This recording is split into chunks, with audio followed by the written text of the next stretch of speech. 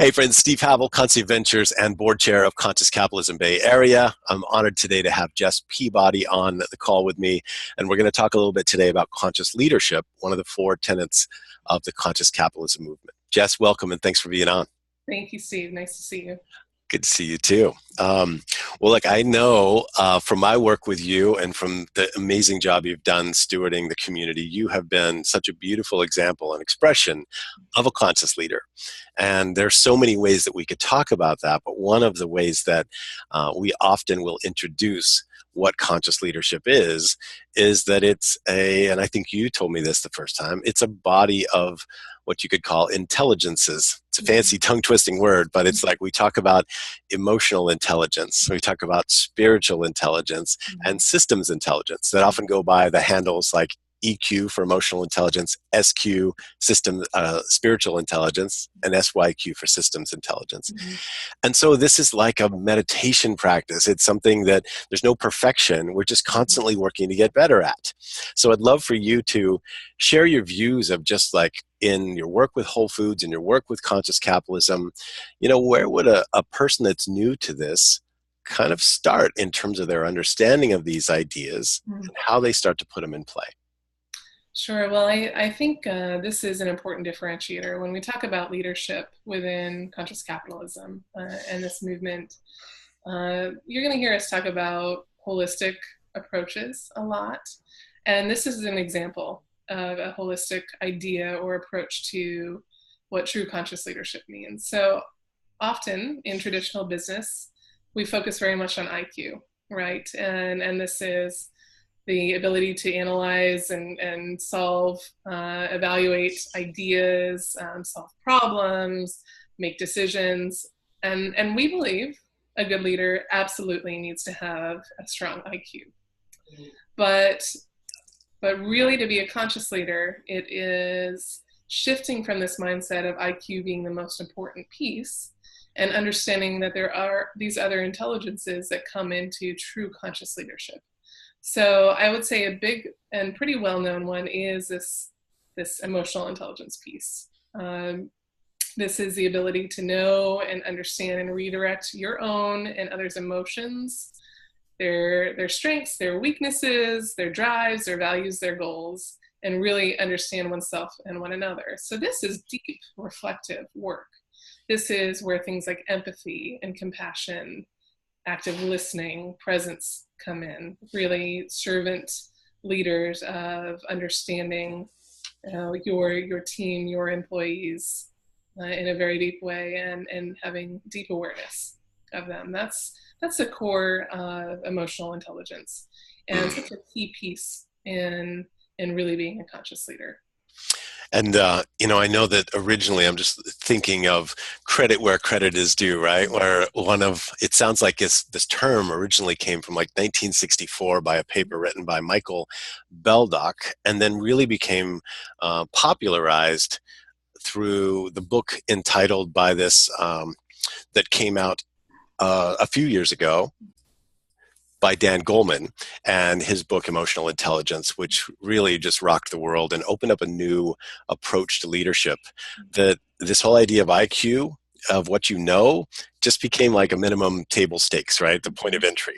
And we find so many challenges with leaders that have the skills, the hard skills, but not the soft skills. Mm-hmm. So emotional intelligence and so many of these three things are really more soft skill based. Would you agree? They were, absolutely. And I'd say I love the hard and soft skills, and I'd say this is a heart skill. Yes. So the hard skill and a heart skill is that presence piece. I love that. The honoring of those that we work with, the appreciation and the deep listening and care for. Seeing that as a vital piece to being a true conscious leader, because we are greater within our business, within our leadership, if we are serving and caring and loving our employees, our teams. Creating that system where they're honored and loved and cared for I would say there's probably very rare situations where a business that was doing that really well wasn't succeeding, because that support system and that awareness there for the team's feeling that, then they're going to thrive. And they know they have a leader that truly cares and is present to them, then they're going to want to go out and do amazing things for the company. So that's really the beauty of emotional intelligence, is doing that internal self-work, being present with others, listening, feeling, hearing in a really important way. So I love the EQ stuff, and you'll hear that thrown around a lot now. So it's really become part of the conversation in not only the conscious capitalism movement, but I'd say in general within business. There's a recognition that this is really a key component. The shift is, how do we start hiring and bringing in leaders who truly have that developed EQ into these higher level leadership roles, and helping them sustain that. Right. Because there's many different tools, but it's going to look different in every company for every leader based on where they are on their journey. But when I think of all four of the tenets, but specifically conscious leadership, these are things that have been expressed. These principles are universal in some ways, where CC has put such a beautiful framework and wrapper around it. But every cool boss that you've ever had, every great company you've ever worked for has represented one of these four ideas, whether it's purpose or leadership or culture or whichever it is that we're really focused on. I think that the EQ piece, there's more awareness and popularity of that than any of them. So there's tons of resources. There's lots of great work from Dan Goleman and others that's out there to help people just sharpen the saw and work on the skills. The one that I really loved that John Mackey really picked up and took off was this idea of SQ, spiritual intelligence. So beautiful, so deep, so aligned with this idea of the Declaration of Interdependence, because in many ways it bridges gaps between belief systems, between so many structures, that really brings that essence of love and care that's like, look, we're all each other's brothers and sisters keepers. So there is a book, Spiritual Intelligence, Cindy Wigglesworth, amazing person. And tell me about your experience with SQ, both with Whole Foods and how it shows up for you. Sure. So SQ, spiritual intelligence, is this idea of being able to access deepest meaning and values and purpose and higher motivation. So it's not about religion. It is about being in touch with, we're part of something greater, whatever that might be for you, whatever your translation is. There's no right or wrong to that. And bringing that into the work that we do as leaders. So it ties beautifully into stakeholders, I'd say, and into stakeholder orientation of being able to zoom out and look at the macro of, what am I part of here as a leader? What am I out there to do? How am I bringing meaning to the world, to the people around me? And it's just a really beautiful expression, I think, and one that isn't as understood or talked about. But when we think about those leaders that we look up to who truly embody probably the most conscious of leaders or the greatest leaders that we've seen in the world, they've had some connection to, this is part of something greater. Yes, that greater good orientation, right? That we're all in this together, and it is that love and care. But you said it earlier, and also in other segments that we've done, that gets into like heart and that heart connection. That sense of our human ability to care and connect deeply with each other, to show genuine interest, to really honor each other in the way that we engage. I have this great love for the Heart Math Institute and their work, and one of their newest books called Heart Intelligence, which, becomes another Q, right? HQ. It's just a great example of that sense of oneness, and that sense that when we get out of here and we get into here, we can get over there much more effectively, much more powerfully. And I think it's probably one of the most beautiful expressions, because it's something we all have in us, and it's just about consciously putting that into play in how we lead. Yes. Anything else about SQ that you might want to share? I'd say in a lot of ways it's the intangible, and that's okay. With spiritual intelligence, it is it is deeply a feeling or a sense of purpose and honoring, and that's how it manifests. So it's a really beautiful and just I guess amazing differentiator from just thinking about I'm here to do this one job, to execute, to make decisions purely based on business needs. It's really thinking about how does this all come into play into this bigger question Yeah. that we're here to solve.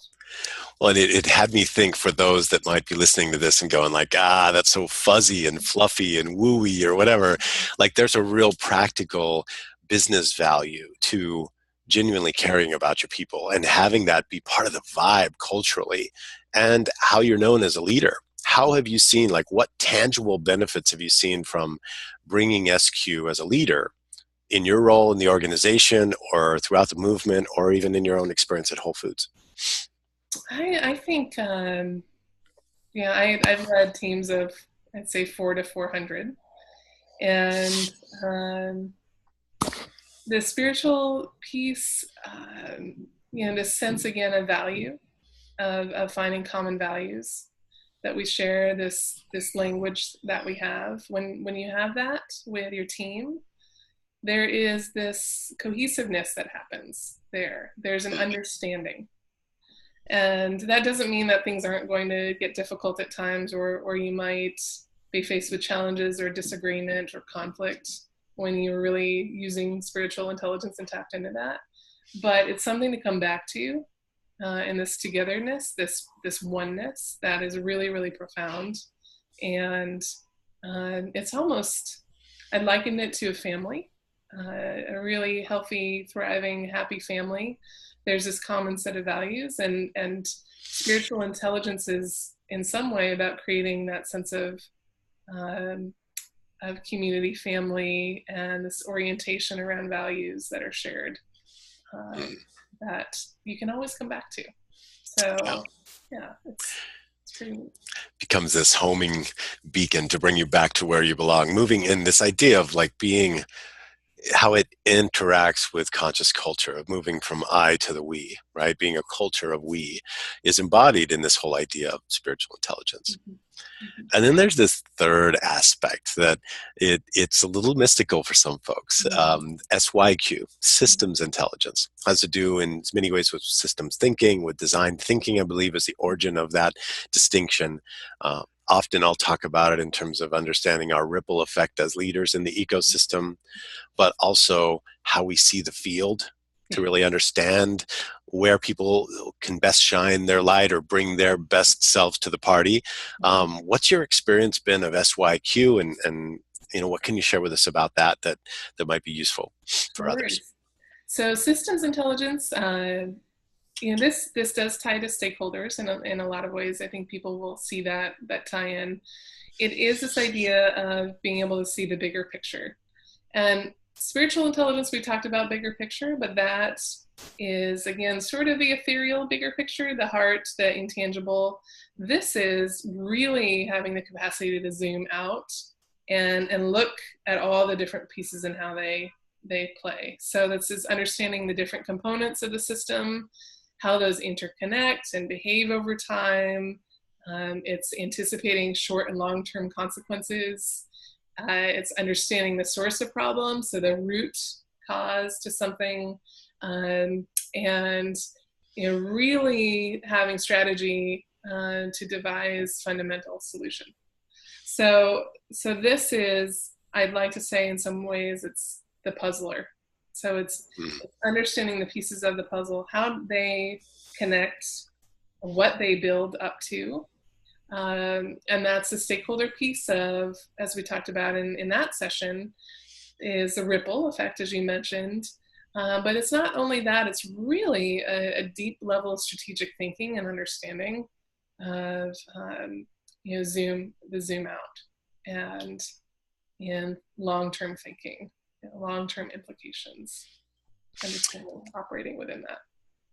That's so cool. That's really awesome. Yeah. And when I talked about understanding a ripple effect, if I'm in a bad mood as a leader, or I, make a really bad call or a selfish call, something that's maybe incongruent with either the company's purpose or whatever, it has an effect, and it affects all those stakeholders because it's out of alignment. But also this idea that you pointed to of seeing the bigger picture, or you could look at it like seeing the field. Like when you see that salesperson that is just the best at what they do, they're converting so many sales through the way they're being with people and their particular style, but you can tell they're unhappy. And you could say like, hey, like, how you doing? You bring that SQ to it, you bring all those pieces and help understand what would really have you just be on fire with your work. And he says, well, he or she, if I could train the trainer and build a program and be a trainer to help everybody find their own style, but use these common values, then all boats rise. And to me, I think that's a big piece of systems intelligence, is seeing the possibility that each person is, helping them find their sweet spot within the organization, even if sometimes that's not being in the organization because they're not aligned with things, or they're just not happy there. Any experiences with that, or anything you might comment or add on to that observation? Absolutely. I had an experience as a leader where I had a team member that was really struggling in the role that they were in. So there was many instances of customer complaints, issues with fellow team members, and we were on a path to that person probably exiting, after many, many different conversations and accountability conversations around that behavior. And at one point, it was a recognition of this person wasn't thriving in that particular environment, in that particular team. So we had a conversation about, well, what would you really enjoy doing? What would you get excited to get up every morning and go work on, and what would that team look like? And ultimately, we ended up moving him to a different team, and he just thrived. It was the coolest thing. He went from, just about to lose his role to ending up in a leadership position by making that move, and us identifying that that's what needed to happen. So that was that piece of the puzzle of, you can see someone's opportunity and potential, but knowing where to plug them in and having that systems intelligence to look at that, where will they be happiest, where will they add the most value, and finding that place is really amazing experience, and to see someone truly thrive and grow. Yeah. And I can see how the EQ and the SQ fit into this too, right? Because it takes that emotional awareness to be able to observe it and engage in it. It takes that vulnerability of this of the SQ to be able to be willing to potentially rupture the productivity of a team for a short-term disruption that could have a longer-term positive impact. And so these three pieces, this body of intelligences, that's part of the practice as a conscious leader. And for why, I guess the question would just be, why do you personally think it's so important for those that are on a conscious business journey to really practice these intelligences deliberately, rather than just having them as ideas that oh yeah, I should do that? Like, why is the practice important? Well, I recently had a conversation about, we often think about these different components of our business. We think about the employees that we have, we think about the product that we're selling, the goals that we're trying to meet. And I think as a true conscious leader, you are, again, holistically looking at the system. And I like to say, you've heard the old reference of, have the right people on the bus remove the wrong people. That's sort of a thinking from a book called Good to Great, which is read by a lot of business leaders, understood about how these companies have shifted from good to great. And I like to shift that thinking a little bit. As a true conscious leader, you're not thinking just about the right people on the bus, you're actually thinking about the vehicle that you're creating. So are you creating a vehicle as a leader that anybody can thrive within?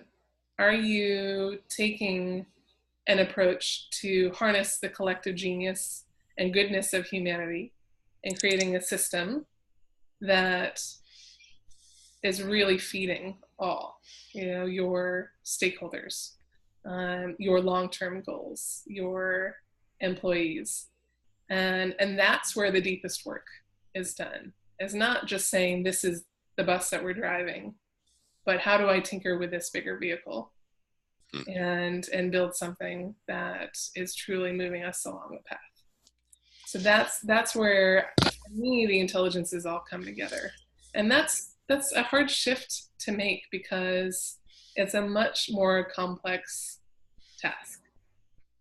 It is ever evolving and growing, and being comfortable in that ambiguity and that growth and doing that work ultimately, I think, is what leads to success for many different stakeholders. Yes. Well, and you know how I love to say like that when you get a big idea like this, I can't unknow so much of what you just said, because it's now encoded, and that's going to happen for a lot of people watching this video.